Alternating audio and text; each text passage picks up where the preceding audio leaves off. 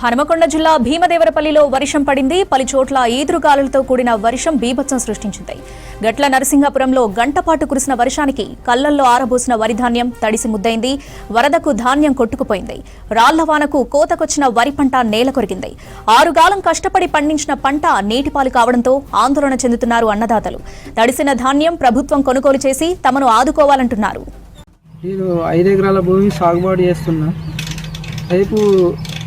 రేపు కోసేదే ఉండే, అనుకోకుండా వర్షం వచ్చినందుకు సరే వర్షం వచ్చినందుకు అయినా కానీ మేము ఏమి ఇబ్బంది పడకపోతుంది. కానీ రాళ్ళ వాన పడి ఈదురుగాళ్ళతోటి మాకు వడ్లన్నీ రాలిపోయినాయి.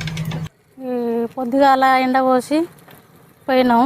అన్నం తినడానికి పోయి వచ్చే వరకే వర్షం కొట్టింది. కొన్ని కొట్టుకపోయినాయి, కొన్ని దగ్గర నూకుతాం నీళ్ళలోనే. మా 2 ఎకరాల పొలం మరి నష్టపరం ఏం చేస్తారో చేయండి. వడ్లు కొట్టుకపోయినాయి, వర్షము వచ్చి బాగా రాళ్ళు వచ్చినాయి.